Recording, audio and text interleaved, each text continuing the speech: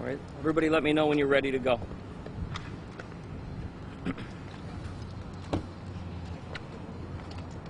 This is Captain Mark Murrow from Rochester Police Department, about to begin a briefing on the officer shot on Lake Street this morning.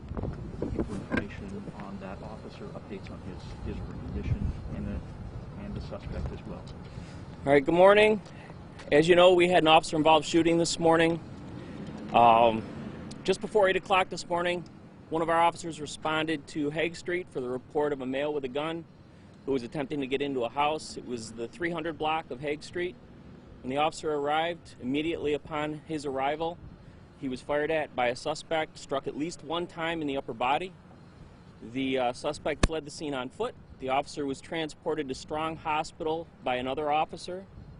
The officer that was struck by gunfire is currently stable and in good condition, sitting up, speaking with doctors at this time. We have a few folks that we're questioning at this point in time, but I would expect Hague Street and the surrounding streets to be closed down for the better part of today. So I can take a few questions, but again, it's very preliminary at this point, so I'm not going to have a whole lot of answers for you other than what I just gave you. Does the officer need any surgery? I don't have that information at this time. I don't know. Captain, you were able to get a suspect. Can you describe who you took into custody? I don't know that there's a suspect in custody. I just know that we have a few people that we're questioning right now. Was anybody taken away in that AMR ambulance that we were able to see? I believe so, yes. And is that a suspect? I don't know if we have a suspect or not. I just know that we're questioning a few people. Did the officer shoot any?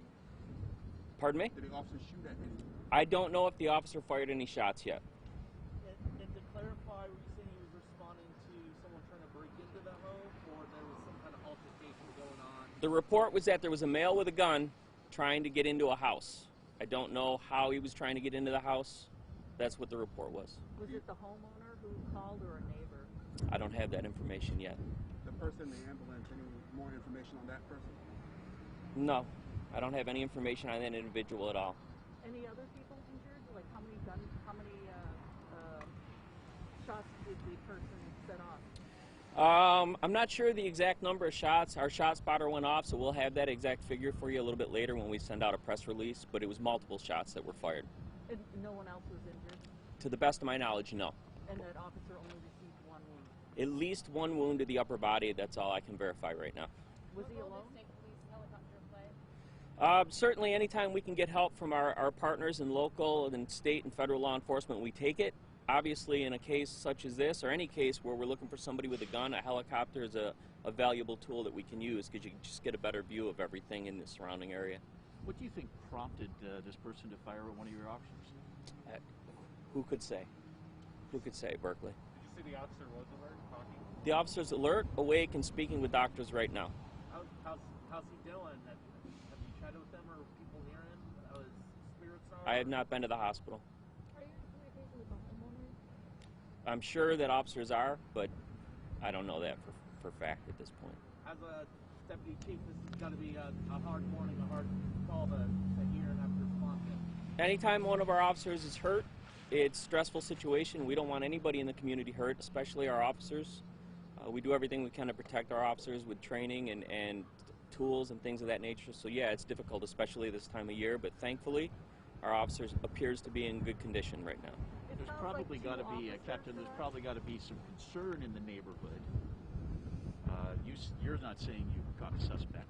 Is there anybody out there that you're still looking for that people who live here should be concerned about?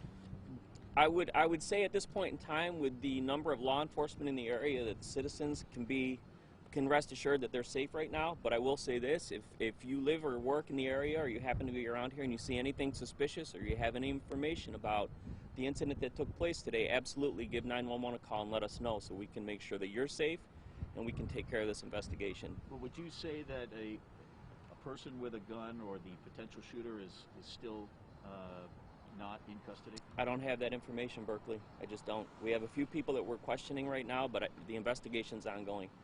What can you tell us about the officer? Yes, how many years have they been with RPD? The officer has just under 15 years on the job. I'm not ready to release his name as of yet because we have to obviously call his family and notify family and friends and things of that nature. But he's got about 15 years on. So he didn't go alone. You said another officer. He had just arrived on scene. I don't know if another officer was with him yet. Generally speaking, for calls like that, at least it's at least a 2-officer response. So I'm certain that there was another officer on the way, if not already there. And what led you guys to detain a couple of people? What was it? Their behavior? And Again, it's all preliminary and it's all investigative. So at this point, I don't know why those individuals were detained. It could be anything related to the investigation. Would you say the officer is lucky to be alert for the condition that he's in? Absolutely, without a doubt. So I don't know that we're going to have any more information right away for you, but if anything else comes out within the next couple hours, I'd be happy to go on camera again. Otherwise, we'll be sending you out a release as information comes in. Okay? was this vest able to help him get more less injury? I don't want to be specific about where he was struck. I can just say it was the upper body, and he's doing well. Okay? Thanks, everyone.